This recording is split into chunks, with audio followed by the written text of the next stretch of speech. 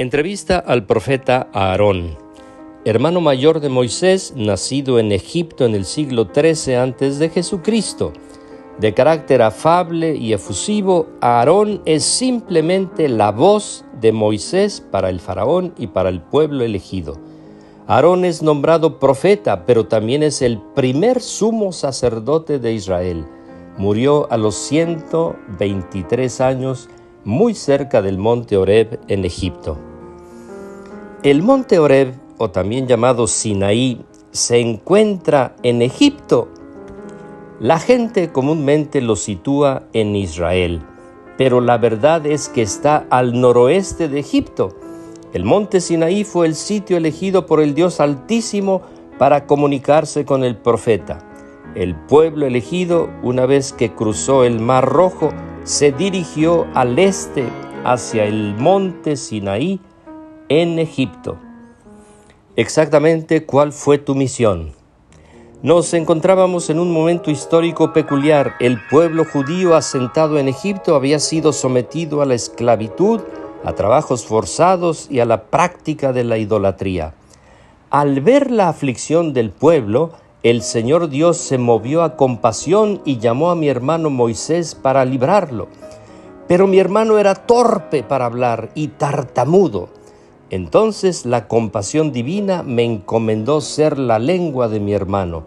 Había yo de comunicar al faraón y dirigirme al pueblo cuanto me indicara mi hermano menor Moisés.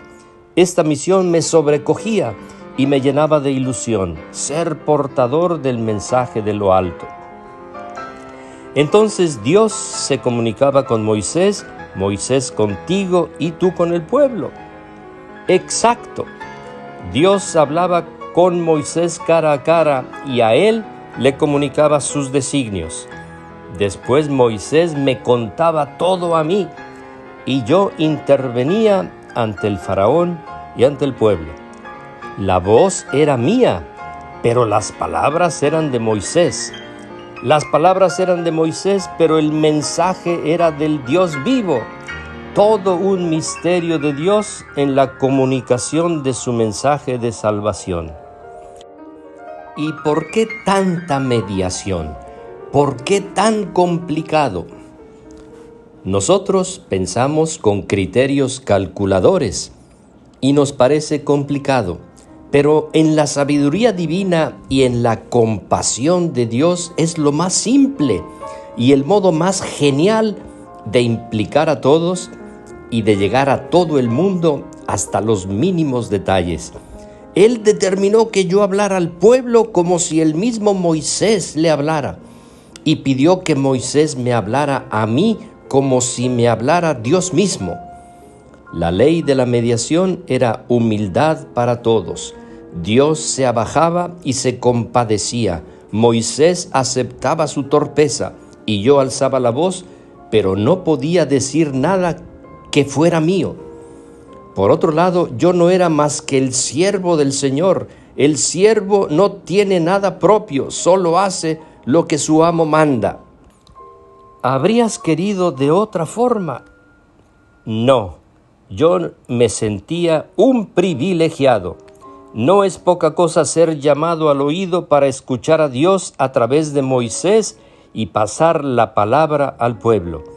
Haber tenido en posesión el Logos para transmitirlo, haber sido depositario de algo grandioso que no era mío y al mismo tiempo saber que si no lo transmitía yo, el pueblo no alcanzaría la salvación.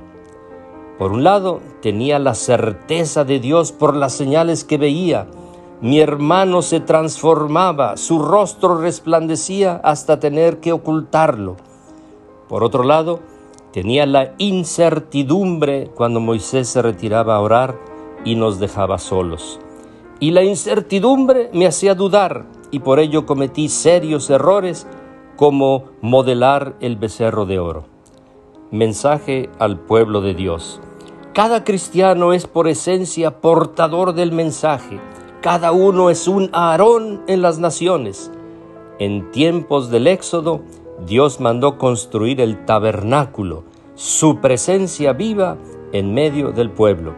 Su palabra estaba al alcance de todos, y le pedíamos que hablara, que sus siervos escucharían.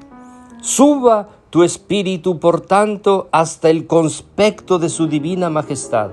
Suba al tabernáculo de la Eucaristía, y Él, en su infinita compasión, se abajará a tu pequeñez para entablar una comunión contigo y así enviarte a transmitir su palabra.